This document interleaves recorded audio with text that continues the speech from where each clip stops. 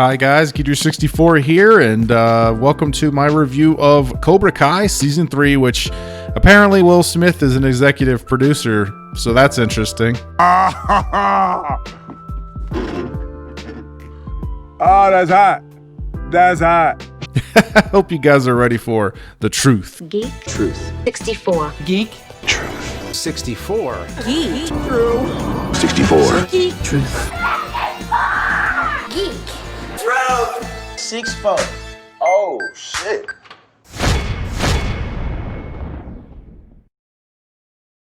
All right, guys. First up, I just want to say right off the bat, there are some spoilers in my review. So if you have not finished Cobra Kai Season 3, I do recommend you check it out. If you've never seen Cobra Kai, period, all 3 seasons are currently on Netflix, and I highly recommend you go check it out, especially if you're a Karate Kid fan. But regardless, Season 3 just dropped this past Friday, and yep, we're going to talk about that. I'm not back on my set, so I'm still animated, which is cool because I kind of feel like I need to be animated for this, for Cobra Kai.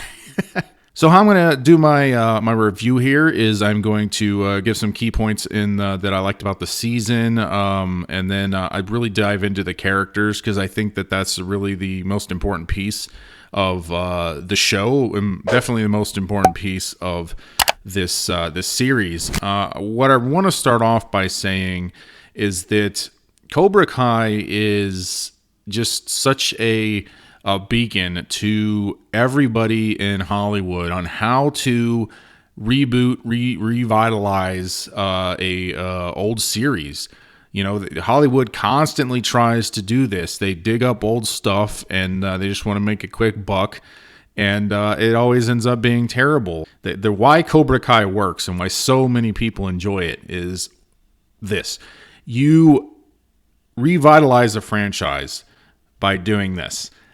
You hire people who are real fans of the original and let them make it. Real fans who understand what made the original source so great, what made it special and unique, why people liked it.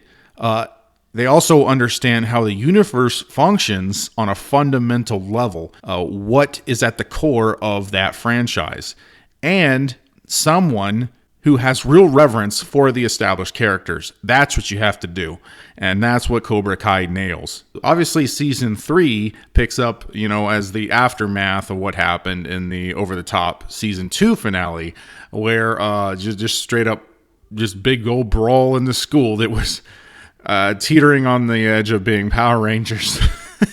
But it was still a lot of fun. The ending, when Robbie kicks Miguel over the edge and he lands, and you're like, is he dead? And it deals with that. And it's not just solved in the next episode. The aftermath of that is dealt with throughout the entire season, as it should be. I think what they did with this season that was a lot better than Season 2 was that the stuff with the kids this season is just handled a lot better than in Season 2. Season 2, I think, why it was still good, but not as good as Season 1. And part of that is because Season 2, I thought, leaned too heavy into like the teen drama stuff. And Season 3 really takes that and kind of sidelines it. It's still there, but it's not like just in every scene, which is what it kind of seemed to be in Season 2. So I'm glad they kind of took that and sidelined that and focused more on the individual characters in this season. I think that really worked very well and was a very welcome improvement over Season 2. Really, Season 3 takes the best aspects of Season 1 and 2, and it feels much more grounded than Season 2, which to me, Season 2 it was over the top into the Power Rangers territory at times, which I enjoyed. I mean, I liked it. I liked the fact it was kind of fun, kind of campy and over the top. But when you do that, you kind of lose the grounded aspects of the characters. It's a little bit harder to take the characters seriously and what's going on seriously when everything's kind of over the top. You had the kids fighting all the time, and you know they never really got too hurt. You know, I think in Season 3 they really they grounded it. Like they showed when there was fights that happened, there was real people the kids were getting hurt. And I think that that's important to have the stakes on the table, that this is serious. And I think season 3 nailed that. As far as the characters go, I'm just going to go and jump into the characters, because as I said, I think that's really what I want to talk about in this review, and how they were handled here in season 3. Johnny is arguably the main character of the show, and I think other than Miguel, I think Miguel would be considered a main character, and Daniel's gotten more to do this season than I think he had the previous 2 seasons. And I really like Daniel a lot in season 3, more so than I did in season 1 or 2. So I think they did a great job with Daniel this season as well. But as far as Johnny and Daniel, them teaming up, it's always great. It always happens. Sometimes it happens multiple times in a season, and they'll team up to do something, and it's always fun to watch how they play off of each other and that dynamic. And it never lasts long. You always want it to last, and it barely lasts past an episode, if that. So this season is no different. But I really like what they do with Johnny here. I like how he has to, he gives up, and he realizes that he's given up. And he does this a lot throughout the show. He kind of goes back to where he was at the beginning of the series, which is, when things kind of go bad, he really tries to do the right thing. And it always blows up, and he kind of just gives up. He just retreats. He kind of realizes that in this season. So hopefully we don't have any more backpedaling for him. Hopefully he kind of takes that and moves forward. So Johnny's dealing with a lot this season. But I think Daniel had just as much screen time as Johnny this season. As I said, Daniel, I really like what they did with him this season by taking him to Japan, which I wondered how they were going to do that and if that was going to work. And as part of that, that also is the return of Chosen and Kamiko, who were from Karate Kid too. And the whole reason he goes over there is to save his car companies. It just fit into the plot. It made sense while he was there. You kind of feel like Miyagi's being worked into the plot, even more so than in the previous seasons, which is good. I like what they did there. I like what they did with Chosen. I'd like to see more of Chosen. But in the stuff that happens there kind of plays into the final episode as well. So Daniel gets a better sense of where he is and what's going on, and I like what they did with that. This easily could have just been some kind of forced cameo with these characters, but they really work them into the overall plot of the season. I think it could have been done a little bit better, but I think what was done was executed really well. Miguel, as I said, I think that he is. I just viewed him as the kind of the main character. Like I view him as like the Daniel if Daniel had ended up joining Cobra Kai or something. I don't know. I view him as the main character, and I think he's the best new character as well. Him struggling to walk again, struggle with what happened, and the decision that he made at the end of season 2 that put him into his wheelchair, and his fight back. I just think that was done really well, and it tied very much into Johnny's arc. So yeah, I really like what they did with Miguel. Also, Hawk. I think Hawk has a he was kind of a mixed character for me. I liked him, but I never really saw him as having a whole lot of dimension with season 1 and 2. I think season 3 you kind of get a little bit more for that character as far as his struggles as to who he was before and who he's become, and figuring out who he really is. So I think that was executed very well. I think the other new character, Tori, she was introduced in season 2. She has some potential as a character. I just think that her backstory and motivations are kind of superficial. Like it was talked about some in season 2 as to why she is how she is, and then season 3 they try to show a little bit of it. But I don't know. Maybe it's just because she hasn't really had an episode focus that much on her. I mean, I don't really get any kind of explanation for why she is the way she is, or anything like that. She just, there are times when she seems like she actually cares about somebody other than herself, and there's other times where she doesn't. And you don't really get a good read on her as a character. And I think they just need to spend a little bit more time developing that character than what they have. But right now, I think she's probably the weakest out of the new cast. And obviously, the stuff with Sam, I think the beginning, the first half of the season, the stuff with Sam, I was just kind of mixed on. I think that they've utilized her as the focal point of a lot of the teen drama aspect of the show. And it's just been a mixed bag. There's lots of forced, coincidental, old school sitcom tropes that they use, and sometimes it works. It doesn't have to be new. You don't have to reinvent the wheel. It's easy. You can take that stuff and old 80s and 90s cliches of teen drama, and sometimes it can work and sometimes it doesn't. It also depends on how much you use it, and I think that they've used it a lot in season 1 and 2. So season 3, thankfully they moved a little bit more away from that, but she still seems to be used as just this focal point for teen drama, especially between Miguel and Robbie and how that works. And so I wish that they would give her a little bit more to stand on her own. And this season, definitely she had a lot more going on as an individual outside of that whole thing, where she's actually, standing on her own and trying to figure out how to run stuff when her dad's in Japan, and suffering with fear and having panic attacks, and struggling through that throughout the season. So Sam was definitely a lot better this season than I think in previous seasons. But like I said, I wish that they would do a little bit more where they develop her as an individual. Allie comes back from the first Karate Kid. It was kind of alluded to at the end of season 2. And Elizabeth Shue came back as Allie. And I was like, oh, what are they going to do with this character?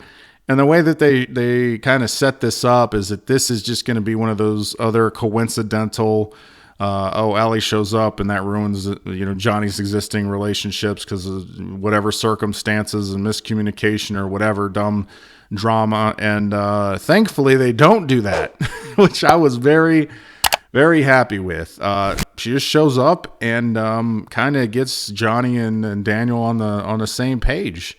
So I think that they utilized her coming back very well within the plot of this season and the overall scope of the show, where she plays an important part, even though we may not see her again. Just like with Chosen and Kamiko, it's cool seeing these characters come back. But what I really like about it is it's not just useless cameo scenes or useless.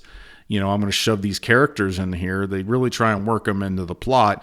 So I really liked how they did all of that. I would like to see some more stuff in Japan and Daniel and Chosen again. I really would like to see Chosen again. I like the new Chosen. And then of course there's Robbie, who I wish I wouldn't say that he was underutilized this season.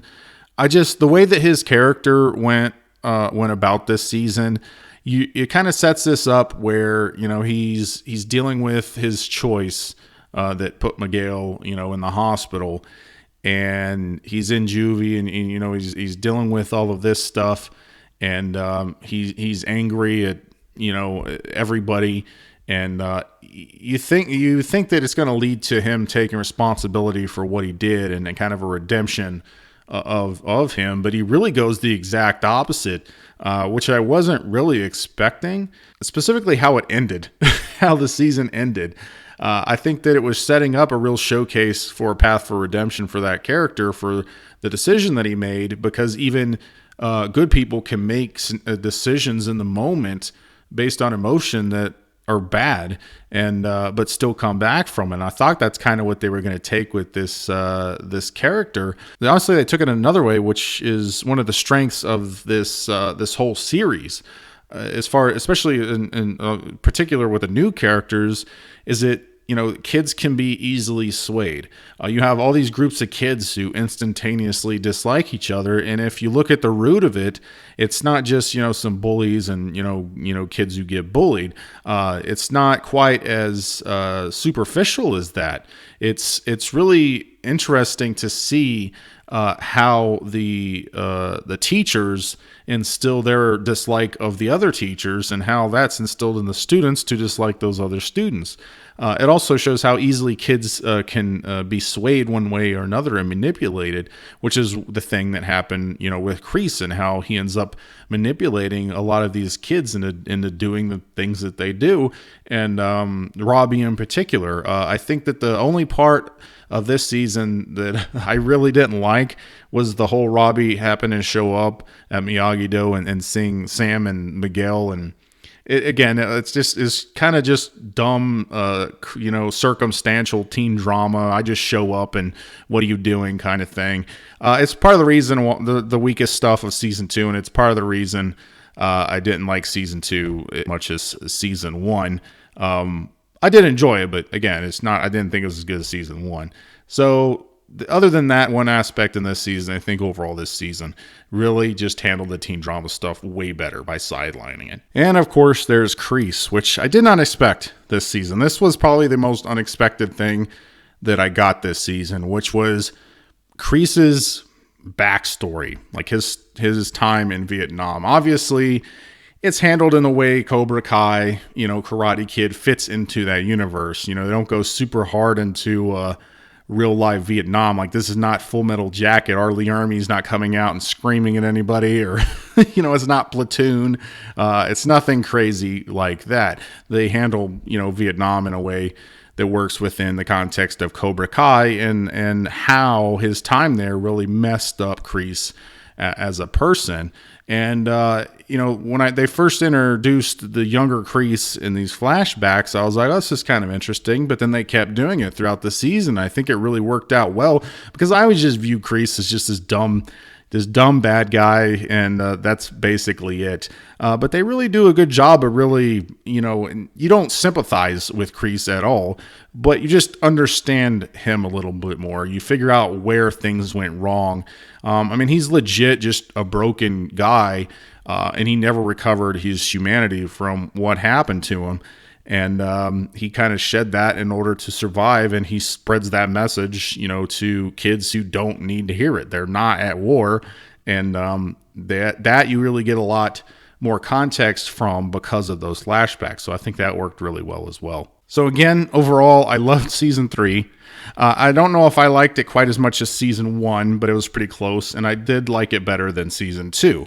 Like I said, to recap, the teen drama was sidelined. They focused very heavily on the characters. They tried to ground the story a little bit more. The fight scenes are fewer but more impactful. The stakes of what's actually happening continue to be raised. So I'm extremely interested to see season 4. I will say that, in a way that it's not like in season 2. In season 2, I wanted to see season 3 because there's so many cliffhangers left over in season 2.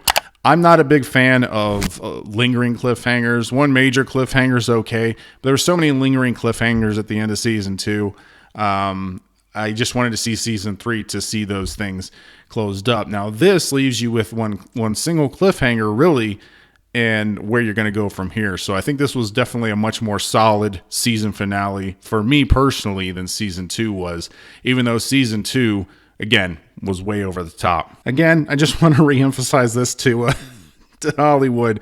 If you want to revitalize a franchise, if you want to take a franchise and revitalize it, even ones that are currently in the toilet that you're still trying to salvage, do this. Hire real fans of the franchise to make the franchise and let them make it. That's why Cobra Kai succeeds.